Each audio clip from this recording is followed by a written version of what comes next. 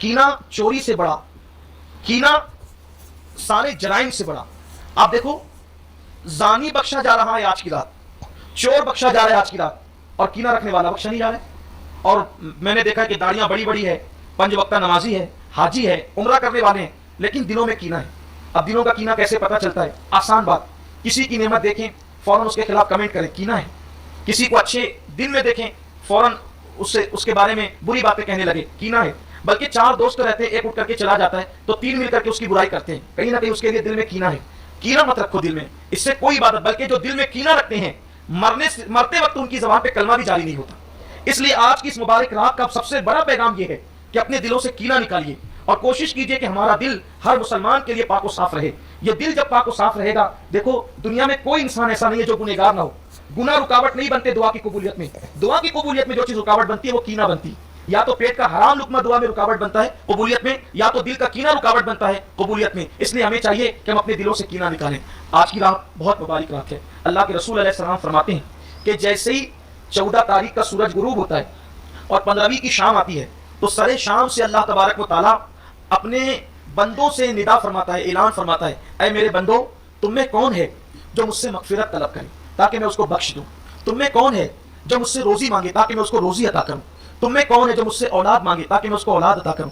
آپ مانگو مجھ سے جو مانگنا ہے. بعض لوگوں کا خیال یہ ہے کہ اللہ تعالیٰ یہ تو ہر رات کہتا ہے، لیکن فرق شب برات میں اور ہر رات میں فرق کیا ہے؟ شب برات میں اور ہر رات میں فرق کیا ہے؟ لوگ کہتے ہیں کہ یہ تو اللہ ہر رات کہتا ہے. اللہ ہر رات کہتا ہے، مگر ہر رات وہ رات کے آخری حصے میں کہتا ہے. اور شب برات کی خصوصیت یہ ہے کہ شب برات میں اللہ تبارک و تعالیٰ مغرب ہی سے جیسے ہی سورج غروب ہوتا ہے ویسے ہی اللہ کا اعلان ہوتا ہے جو مانگنا ہے مانگو میں تمہیں عطا کروں گا. اور اللہ تعالیٰ پہلے آسمان پہ تجلی کرتا ہے جیسا کہ اس کی شان ہے.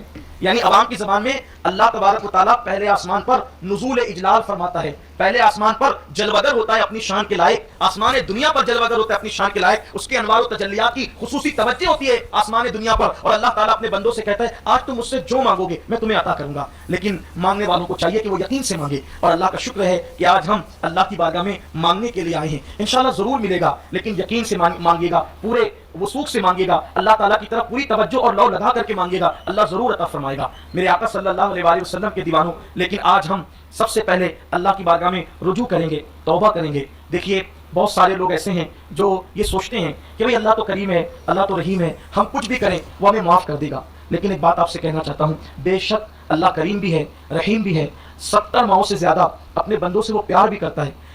دوسری طرف ہماری توجہ نہیں ہے، مگر اللہ تبارک و تعالیٰ غیرت والا بھی ہے.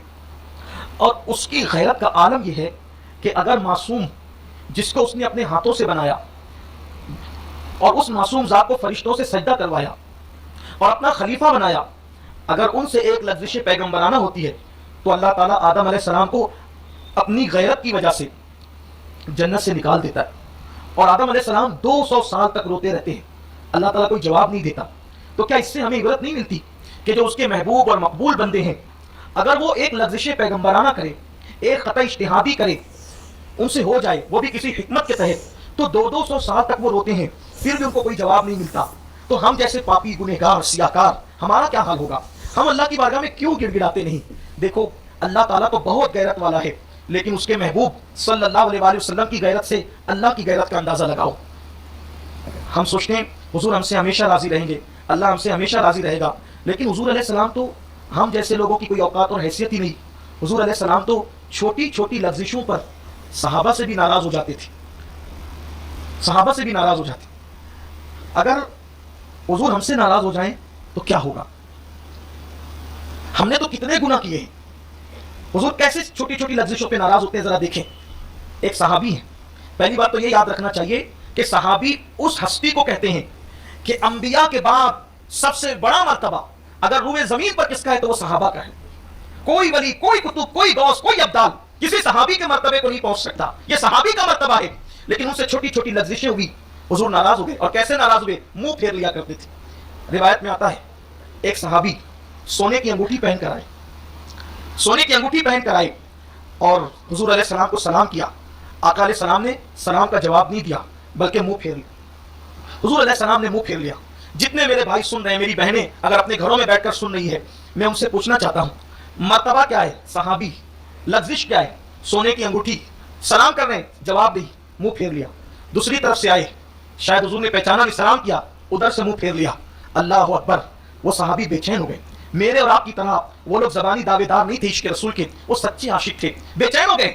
हुजूर जाने नूर, गरीब परवर, बंदा नवाज, आका क्यों नाराज है? नाराजगी की वजह क्या है? आका ने फरमाया, मैं तेरे हाथों में जहन्नमियों का जेवर देख रहा हूं, मैं तेरे हाथों में जहन्नमियों का जेवर देख रहा हूं। बस इतना कहना था। उन्होंने सोने की अंगूठी उतारी और फेंक दिया। फिर अल्लाह के रसूल तशरीफ ले गए तो किसी ने कहा, सोना तो मर्दों पे हराम है, औरतों के लिए तो जायज है, सोना उठाओ और सोना उठा करके इसको बेचकर अपनी बीवी का जेवर बना दो। उन्होंने फरमाया, अल्लाह की इज्जत की कसम, जिस चीज को मैंने महबूब की खुशी के लिए फेंक दिया है, अब मैं उसको कभी नहीं उठा सकता। हुजूर अलैहि सलाम ने लेकिन चेहरा फेरा। दूसरी हदीस सुने, बात समेटता हूं।